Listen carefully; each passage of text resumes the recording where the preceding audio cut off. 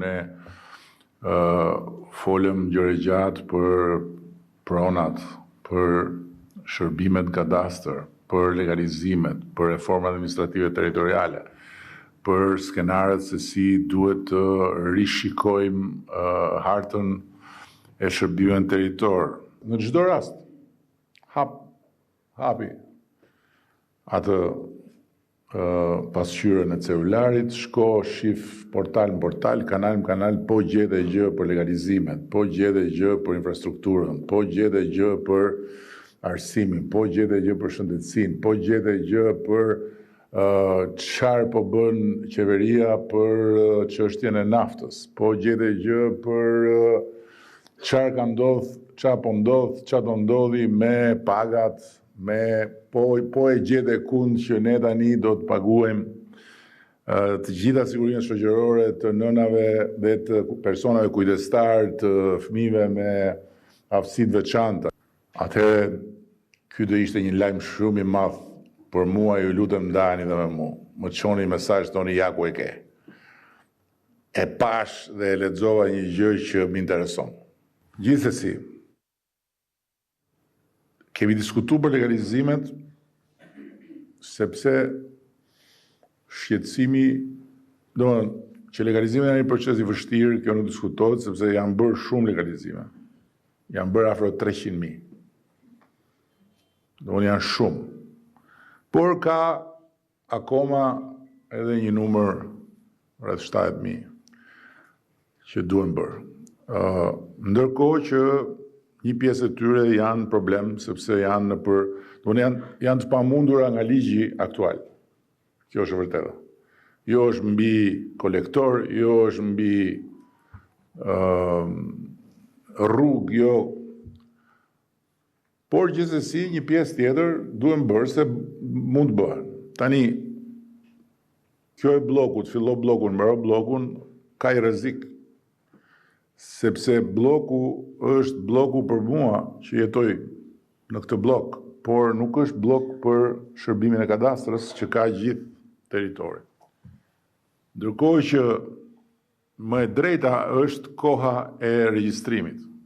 Pra, ajo që që mua më shqetëson është pse dikush që e pret legalizimin që në 2010 duhet presi akoma, ndërkohë që dikush tjetër që e ka bërë kërkesën në 2018 duhet ta marrë përpara. Nuk mund ta fillosh ta mbarosh bllokun, se pastaj i bie që ai tjetri ke bloku tjetër që po pret që në 2010 do vazhdoj të presi, ndërkohë që këtu ke ky bloku, beqëra rradha ky bloku, ky tjetri 2018 do marrë përpara. Por ama kur kjo ndodh brenda një blok, që unë kam 10 vjetë që pres dhe komshiu im ka 5 vjetë që pret dhe komshiu e merë, unë se marë, atëherë ka i problem. Kështu ajo që kemi kërkuar është që do bëhet një sistem tani me kriteret qarta, me vite, dhe njerëzit do t'i thuhet që prit se jemi akoma tek viti X. Por ama nuk do jetë e mundur që të bëhet kapërcim në sistem që kape njërin se më pëlqen mu t'ja bëj edhe e çoj këtu. Kjo do krijojë çik më shumë qartësi për njerëzit. Dhe bashkitë kanë rolin e tyre, ne do përpiqemi që të krijojmë dhe më shumë kapacitet për duke përdorur edhe njësitë bashkiake, duke përdorur edhe koordinatorët, kryepleqt, për të pas më shumë ritëm procesi. Gjithsesi, puna vazhdon, legalizime bëhen për ditë, që të jemi të qartë. Nuk është se është diçka që ka ngecë ose që pastaj pjesa tjetër ka të bëjë me faktin që ne jemi duke digitalizuar të gjithë hartat, se problemi i madh i kadastrës është që ka informacionin të bazuar në për harta, hap harta, mbyll harta, dhe sa për ta pas një ide, deri tani janë skanuar 54 milion flet.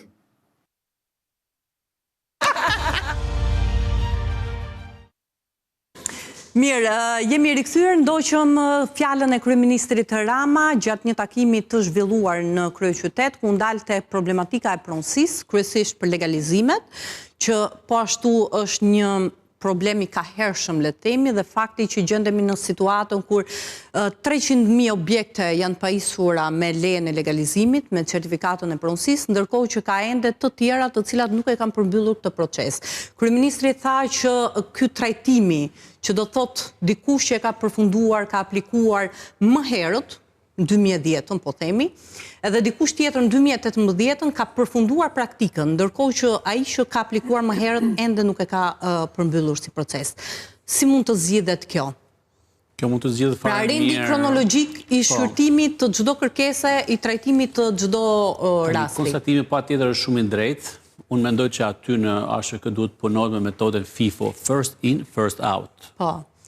Sepse një aplikim i më hershëm nuk ka se si. Ka qenë edhe filozofia dhe qasja e të ndjerit Artan Lame, pra i pari në aplikimi, i pari në drejta, por që... Kjo është, do të thënë, nëse neve rikthehemi duhet një urdhër administrativ i brendshëm që të urdhërohen gjitha zyrat e ASHK-s që të punohet me të parin në datë. Dhe të fillojnë, nëse kalojnë vitin 2008, 2009, nuk ka më 2009, 10, 11 dhe kështu me radhë. Kështu që qasja FIFO, mendoj, është zgjedhështë edhe drejt kjo. Nuk lën hapësira për abuzim. Nuk mund të shkojnë sot dikush në 2020, që ka një aplikim në 2020-s, edhe të qëndrojë ende në radhë pritje, ndërkohë që dikush që nuk është e drejtë më, sepse dikush ka 15 vjet, dikush ka 5 vjet, nuk është e drejtë më. Tani është diferencim në mënyrën se si trajtohen apo nganjëherë bëhen pengese edhe kriteret e kualifikimit, sepse dikush vërtet mund të ketë aplikuar më herët, por nëse dosja apo rasti mbahet pezull, mund tjetë edhe për shkak të kritereve të cilat e përjashtojnë. Në këtë rast, kur jemi afër shinave të trenit. Apo duhet patjetër të ketë një përgjigje qytetari se... Patjetër, ka dhe skualifikime, dhe skualifikime është përgjigje. Po, duhet njoftohet. Po, patjetër. Pra, kemi rasti ku pra, është e pa justifikuar bonesa dhe trajtimi i...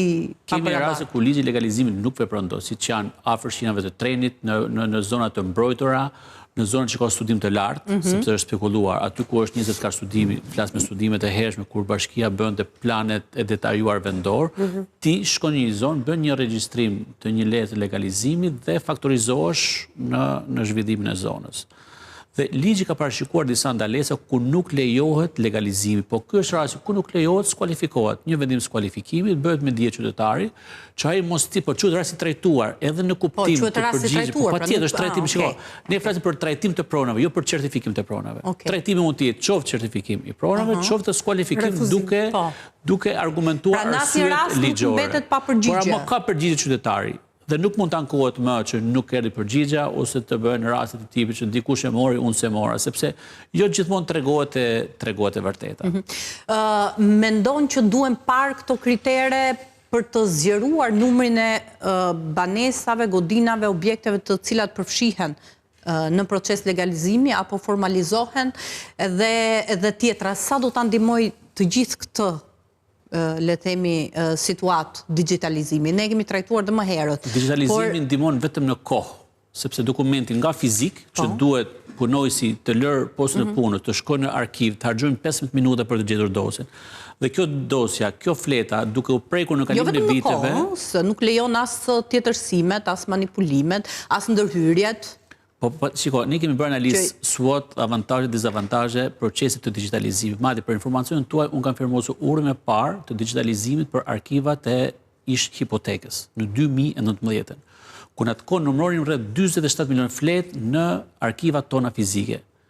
Dhe duke kaluar në proces digital, neve e para, domethënë, ikte ajo shpreha famkeqe që ka humbur dosjen, nuk e gjen më dosjen. Dosja ty ka qenë gjithmonë. Kurse tani që jemi në arkiv digitale, ti ke thjesht një klik para kompjuterit dhe dosjet të vinë aty. E dyta, dokumenti fizik duke u prekur për 100 vite, se arkivat datojnë që vitin 1912. Dokumenti për 100 vite edhe dëmtohet, prishet, nuk është më origjina e pronës. Kështu që digitalizimi përshpejton kohën dhe rrit dhe sigurinë fizike dhe juridike, do të thoja unë. Pastaj sa për këtë kritereve, nëse duhen parë apo jo, është për të parë në një moment të dytë, kur kemi një inventar të praktikave të skualifikuara, ndoshta ose ka një ndryshim të një rrugë për trenin, për shinat e trenit. Ligji thotë në një distancë të caktuar nuk mund të kryhet procesi i legalizimit. Por ama ai ka qenë një projekt që ka ekzistuar para 10 viteve kur u bë ligji ose 15 vite. Duhet parë nëse Ministria e Transportit ka akoma të njëjtën gjurmë për të bërë treni apo ka devijuar. Në rast se ka devijuar, zona e devijuar dhe jo me objekt ose vizion për të bërë traseja e trenit të hiqet nga pjesa e ndalesave dhe të vijojnë me legalizim. Por duhet parë rast pas rasti. Por kryesisht është ruajtur infrastruktura, është ruajtur zonat e mbrojtura, janë ruajtur pronat me studimet e larta, dhe këto kanë qenë të panegociueshme gjatë hartimit të ligjit. Edhe në vlerësimin paraprak që u bë aso kohe, rezultonin 90.000 ndërtesa të cilat binin ndesh me kriteret e kualifikimit. E përcaktuar në ligj, po. Po, e përcaktuara në ligj edhe që rrezikonin apo mbeteshin jashtë procesit për një arsye të konkrete, për arsye ligjore. Për arsye ligjore. Ku qytetarit tashmë pjesa më e madhe, unë kam pas mundësinë dhe të takoj, vini me dokumente thonë shiko se nuk kryhet dot procesi legalizim për shkak të afërsisë në shinat e trenit. E ke marrë përgjigjen, je trajtuar. Pra edhe hipoteka ASHK-ja ka kryer punën e vet duke trajtuar qytetar, por qytetar tashmë e din, shiko, kam një rast që është i pashpresë, pothuajse në shumicën e rasteve. Ilda, ne u ndalëm pak edhe që në nisje unë veçova që investimet e huaja direkte për 2025 ka shkuar gati mbi 1.6 miliard euro, nga të cilat 1/3 është në sektorin e pasurive të paluajtshme. Fillimisht, e ndjeni dhe ju këtë rritje të kërkesës nga të huajt për sektorin e pasurive të paluajtshme dhe tjetra. Ka ndikuar kjo kërkesë në rritjen e çmimeve edhe për rrjedhoj rritja e çmimeve ekspozon, le të themi, edhe rrjedhimisht sjell për disa kategori pa mundësi për të blerë sot një banesë. E kemi parë edhe në rendin e ditës në vendet e Parlamenti Evropian e ka vendosur një le të themi tematik të tillë në rendin e ditës, duke qenë se rritet kërkesa, rriten çmimet, por në të njëjtën kohë privohen shumë qytetar për nga drejta e strehimit. Po, nga drejta e strehimit për të pasur një banesë.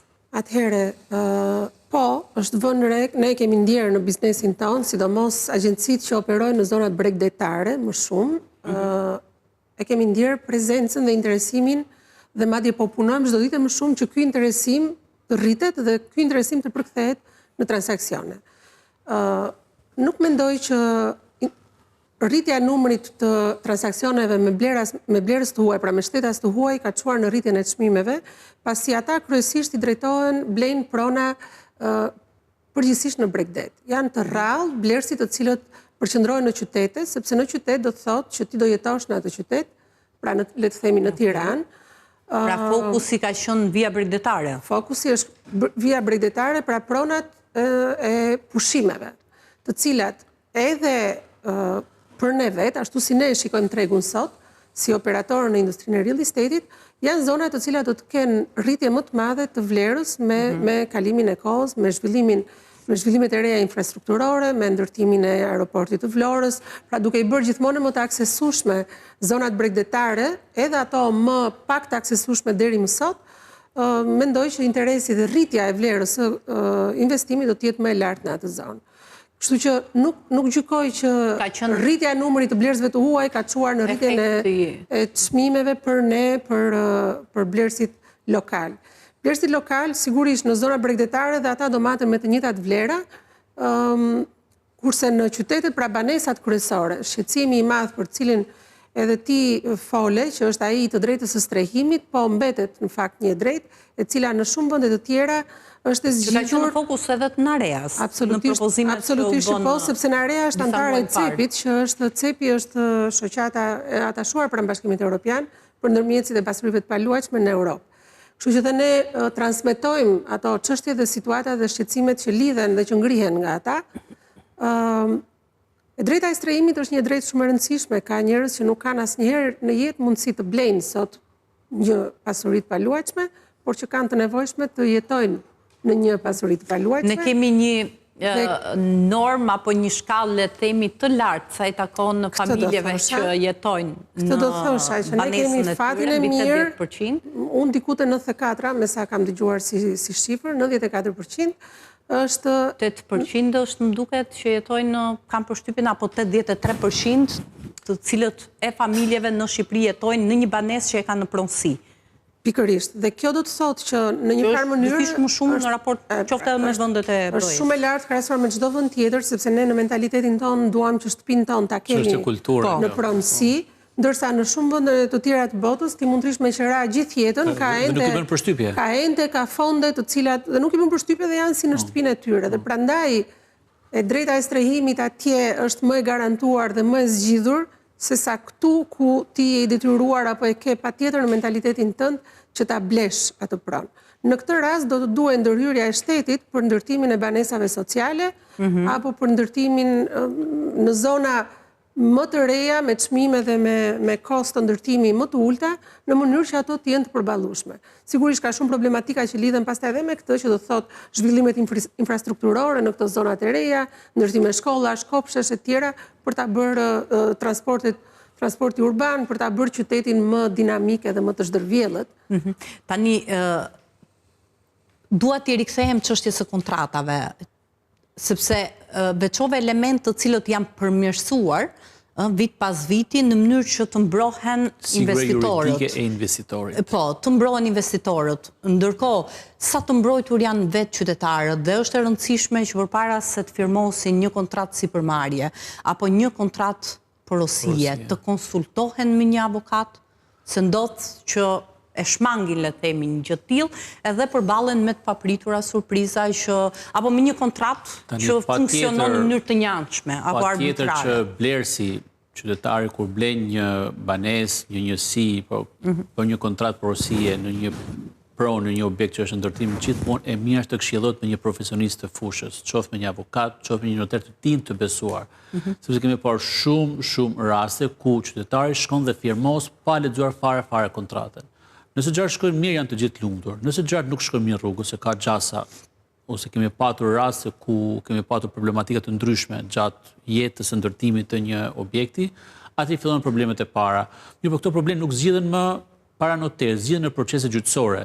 Gjykata çfarë do bëjnë? Do lexojnë kontratën e nënshkruar nga dy palët, sepse në kuptohet dhe supozohet që për sa kohë është firmosur, është kuptuar qartë vullneti i kontratës dhe i lidhur me së palët. Prandaj gjithmonë këshillohet pasja një avokati, pasja një noteri ose një agent imobiliar të mirë informuar që të bëjnë një këshill, të bëjnë një konsulent përpara firmosjes së kontratave.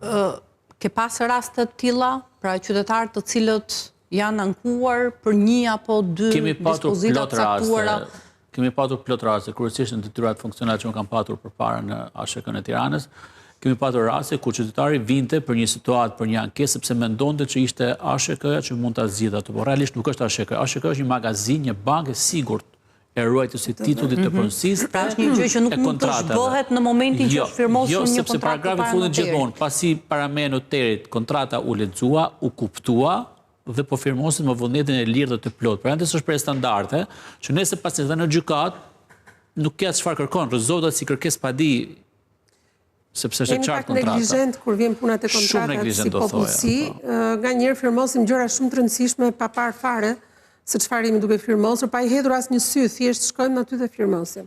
Dhe kjo është shumë e gabuar sepse nga ato lloj firmash mund të kesh pasoja të pariparueshme pastaj në të ardhmen. Dhe kur bëhet fjalë për shumë kemi pasur raste të tilla, ka pasur raste. Po, raste ka sepse transaksionet sot kemi rreth 1.5 milion transaksione në vit, janë shumë 1.5 milion dhe nga 2015 deri sot për 10-12 vite mbajmë shifrën e 1.5 milion transaksione pranë ASHK-s të regjistruara, kontrata shitje, blerje, qeraje, notariale, sipërmarrje të ndryshme. Ju raportoni diçka 380.000, mos gaboj. Në 2015 kishim një shifër, unë mbaj mend si tani, ishte 560.000 numri i transaksioneve të regjistruara në 35 zyra të regjistrimit të pasojave të paluajtshme.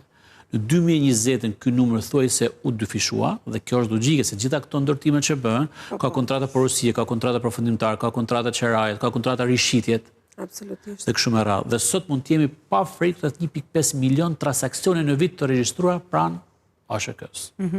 Që ca bëhen me vedije, ca bëhen qorrazi, ca bëhen Por disa kompani të strukturuara kanë filluar kur ti shkon të bësh një transakcion me kompani të caktuara, ato të prezantojnë avokatin, të prezantojnë studion e avokatisë dhe thonë kjo studio të pasi është rënë dakord për çmimin e pagesës, bëhet due diligence e dokumentacionit tekniko-ligjor dhe pastaj vijohet me nënshkrimin e kontratave. Faktikisht unë dua të si në vëmendje diçka që e kam hasur shumë nëpër kontrata apo nëpër biseda kohë të fundit. Pra, avokati ose banka nuk kërkon vetëm certifikatin e pronësisë, po i futën dhe origjinës së pronës. Kjo është totalisht e gabuar në gjykimin tim. Sepse ligji ngarkon ASHK-n për të lëshuar dokumentin e pronësisë. Sepse ai dokument pronësie përmban vulën dhe firmën e shtetit. Dhe nëse ka rënë vulë dhe firma e shtetit, ka rënë shteti praktikisht. Dhe është totalisht e gabuar që të kërkohet origjina, sepse nuk e ka know-how, nuk e ka informacionin e dur një jurist, një avokat apo një bankier të konsultojnë dokumentin e fitimit të pronësisë. Pastaj për sa kohë kjo pronë transaksionohet, është mirëbesim të plot vlerësi. Për sa kohë pas e kemi sigurinë tjetër juridike, përpara të kryesit një transakcion, para që ndrohen tek noteri, kur aplikohet në ASHK kontrata e kalimit të pronësisë, pra kontrata shitjes, kemi prapë një jurist në ASHK që shikon titullin e pronësisë dhe bën të mundur transaksionin dhe nga momenti që kalon pronësia palës blerëse, atëherë është pala shitjes që merr parat nga noteri tek llogaria vet personale. Pra është rregulluar dhe me ligj dhe siguri juridike kjo punë.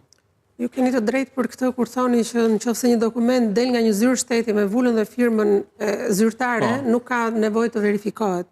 Po jemi të gjithë të vetëdijshëm për faktin që shumë nga këto zyra, përfshirë edhe ASHK-ja ose hipoteka në vitet të mëparshme, ka ndodhur jashtëzakonisht shumë gjëra të papërgjithshme dhe kanë burimi vetë problemeve. Burimi vetë problemit, kështu që ndoshta kjo është arsyeja dhe që kërkohet origjina e pronës për të parë, për të dhënë një garanci më shumë. Unë kam parë raste që një bankier, para se të financojnë kredi, më jep origjinën e pronës. Nuk është në gjendje nga ana tekniko-ligjore. Bankat kanë jurist. Patjetër që kanë jurist. Po një është të jesh jurist i bankës, një është të jesh jurist që marr përgjegjësi ligjore përpara shtetit. Përgjithsisht ata kërkojnë vetëm kontratën e fundit me sa ose vetëm kur janë prona shumë të mëdha. Një herë që kemi dokumentin e pronësisë, certifikat pronësie, e rinovon, domethënë e rifreskon. Shikon seksionin e kufizime, ka s'ka kufizime, është zgjidhur pjesa. Pastaj parat e tham që ndrohen tek noteri derisa të kryhet transaksioni.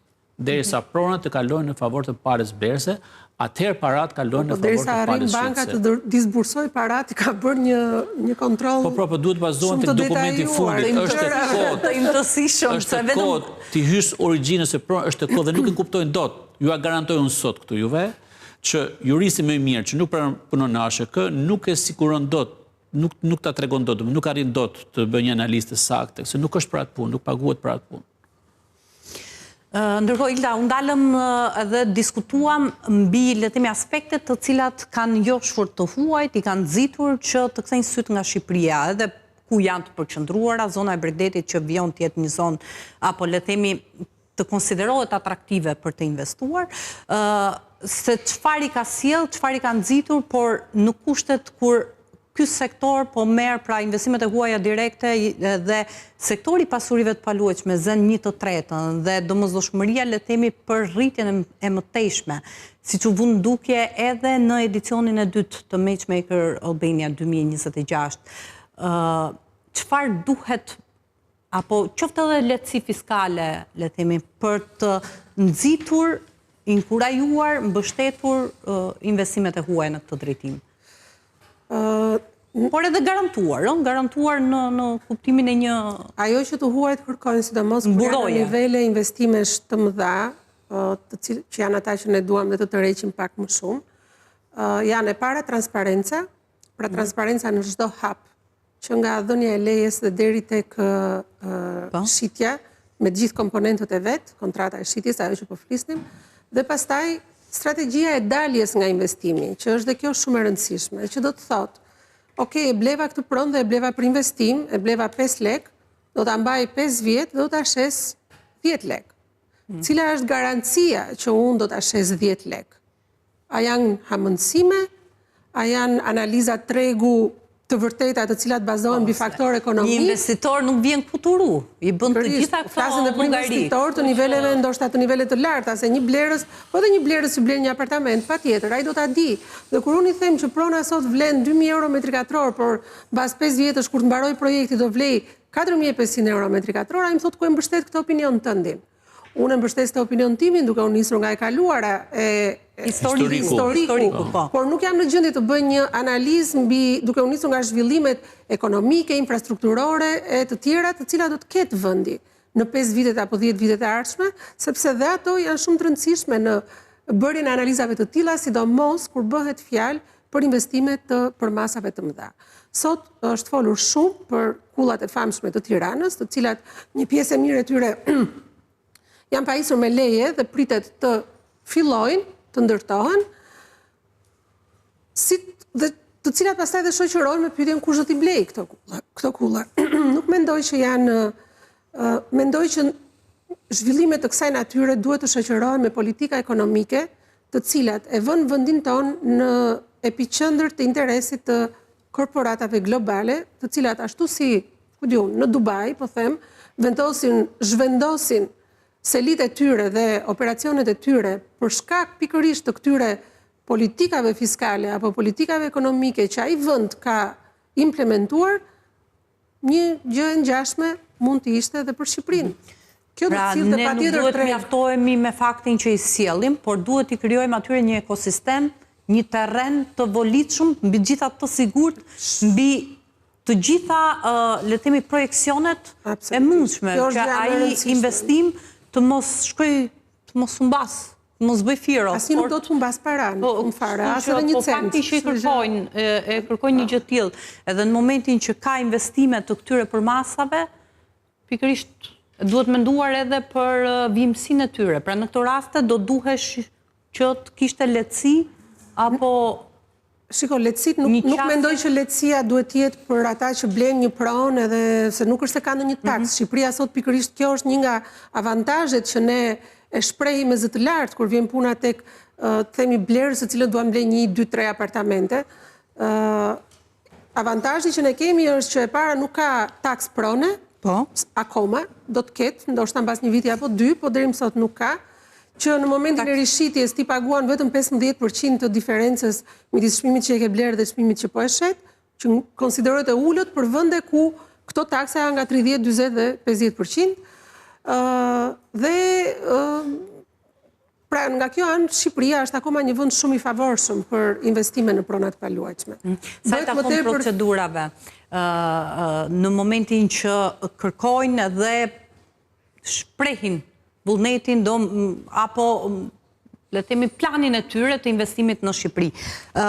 Nga aplikimi deri tek marrja e lejes, le të themi apo finalizimi i kontratës, janë praktika të cilat shkaktojnë apo ngjallin pak kënaqësi, vonesat, formalitetet, burokracitë?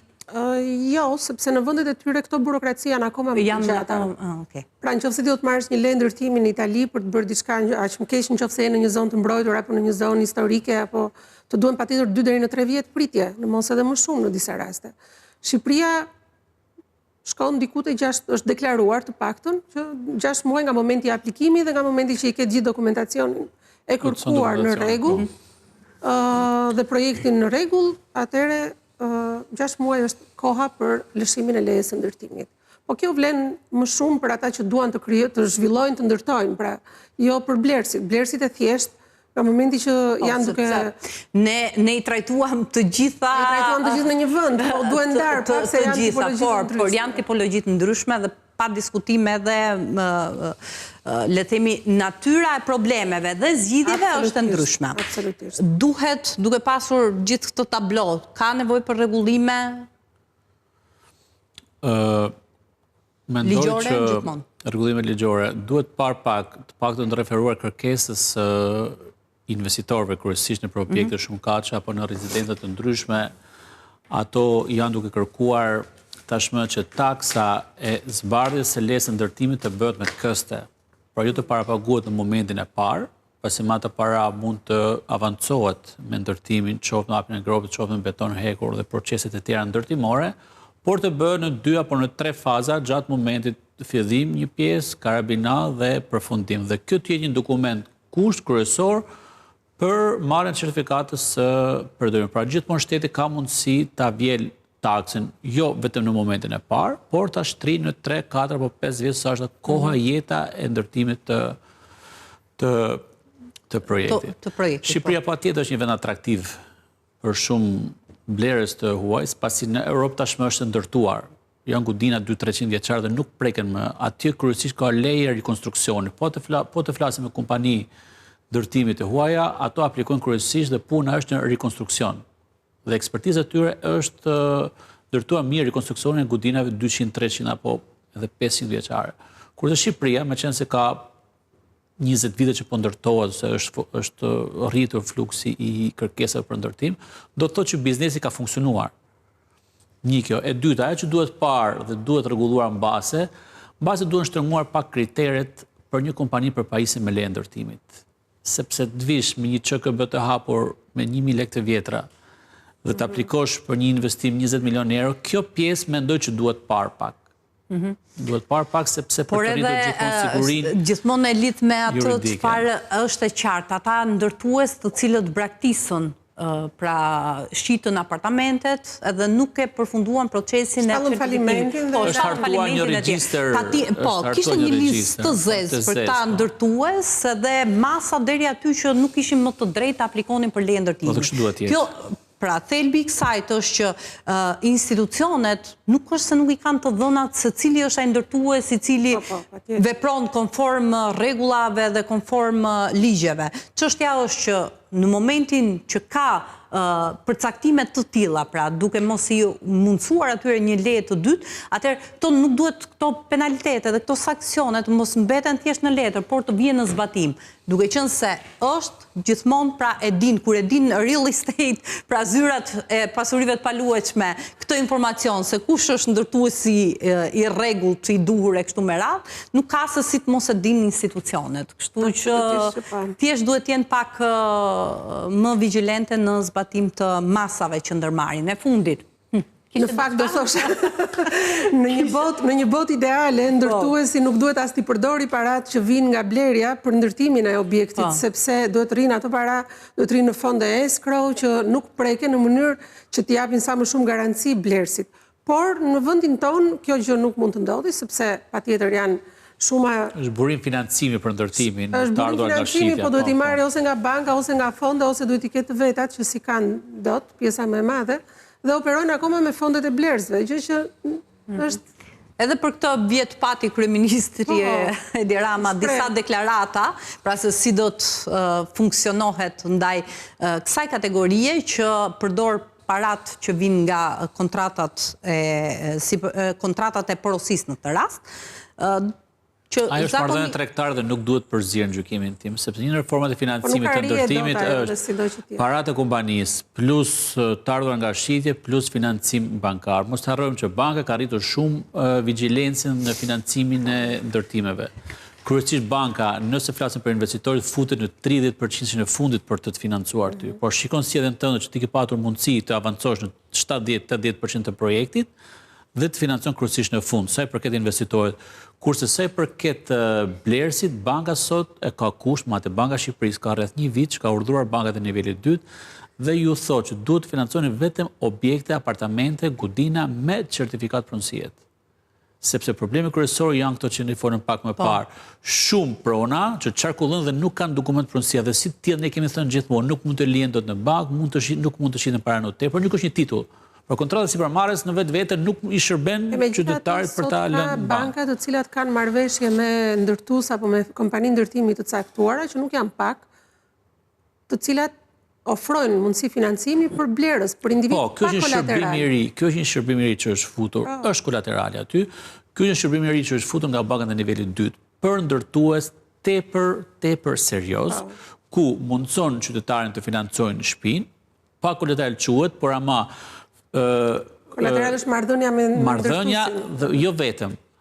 Pra, kontrata porosisë që lidhet sot përpara noterit, firmosën një nen aty që kjo pronë do shërben si kolateral nesër për shlyerjen e kredisë. Pra, nuk e penalizon qytetarin sot, nëse ai nuk ka një pronë tjetër për të lënë kolateral tek banka.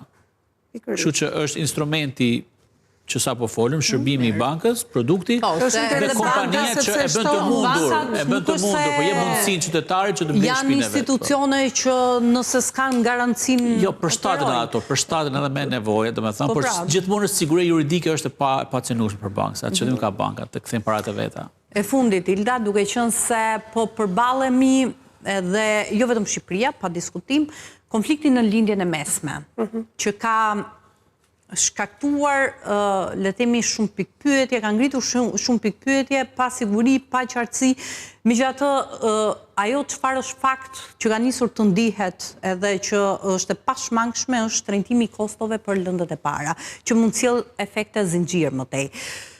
Dua të heq një paralele me 2022-shin, sepse ka qenë pika e kthesës, lufta në Ukrainë, pandemia, kanë qenë, le themi, pika e kthesës, veçanërisht për sektorin e pasurive të paluajtshme në Shqipëri. U rrit kërkesa, u rritën çmimet e kështu me radhë.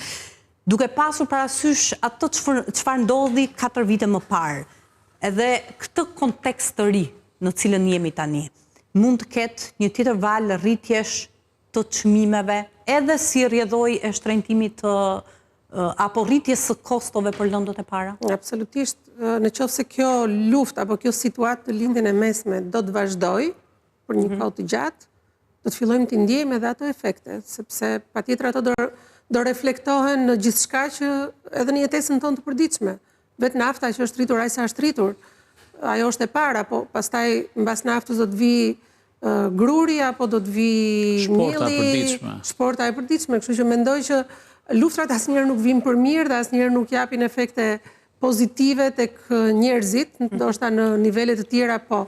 Kështu që mendoj që do të shpresojmë që jo, po patjetër që do të reflektohet sepse është një logjikë ekonomike më se e qartë në atë drejtim. Nga ana tjetër, ajo që kemi vënë re ne në këto 2-3 javë muajin e fundit është, po e them me pak humor, një lloj fërkimi duarsh nga ana e zhvilluesve në Shqipëri. Mirë, ula duart unë që mos krijojnë keq kuptime. Të cilët thonë, oh, plasi lufta në Dubai, tani të gjitha ata blerës që janë atje do të vinë këtu. Edhe këtë nuk duhet ta neglizhojmë edhe këtë, sepse ka njerëz të cilët vërtet kanë investuar shumë, investojnë në përbot, për ata është normale. Që luajnë me këtë kartën e investimit, kthimit mbrapsht brenda një kohe të shkurtër e kështu me radhë. Mund të piketojnë vende si Shqipëria që Shqipëria ka shumë produkt në këtë moment. Pra kemi si ndërtime në Tiranë, si ato në gjithë Bregdetin që kanë filluar, shumë leje tjera janë dhënë që pritet fillojnë. Kështu që mendoj që këta investitorë të cilët janë të mësuar tani më me investime në vende jashtë vendeve të tyre, mund t'i drejtohen syt nga Shqipëria, për shkak të 1000 arsyeve. Në fakt edhe AIDA kanë bërë goxha panajire ndërkombëtare për të prezantuar projekte fundesh për të përshëndetur punën e tyre, sepse kanë marrë pjesë në arenë ndërkombëtare, ishin në Cannes, vajtën prapë në Dubai, dhe patjetër bëhet atraktiv, shkon dikush, i shikon, pastaj edhe agjencitë imobiliare, besoj që edhe juve tani keni filluar dhe keni edhe kolegë homolog tuaj në vende të ndryshme të botës, keni ato shkëmbimet e juaja, besoj. Pra gurët po lëvizën, tani edhe... Po flasë për ato se cilës i përkas unë, sa ajo është vetëm ndërkombëtare. Gurët po lëvizin, por njëkohësisht duhet që jo vetëm t'i sjellin, por t'u krijojmë edhe kushtet favorshme dhe të mos e bëjmë të, le të themi, një sektor i cili ka ciklin e vet, por ta kthejmë në një sektor të qëndrueshëm, sepse mbi gjitha është një ndër shtyllat kryesore të ekonomisë shqiptare. Po kthehet një ndër shtyllat kryesore të ekonomisë shqiptare. Unë ju falenderoj, kënaqësi që ishit me ne. Faleminderit. Faleminderit për ftesën. Ju mora më shumë kohë se ç'duhet, por uroj në mirë kuptimin tuaj, çështjet e pronësisë, çështjet e pronave, edhe çështjet që kanë të bëjnë jo vetëm me pronat, por edhe aspektet ligjore gjithmonë, kanë interes dhe kanë ndjeshmëri. Faleminderit, do të takohemi nesër në orën 16:00, deri atëherë kaloni sa më mirë. Miru takofshim.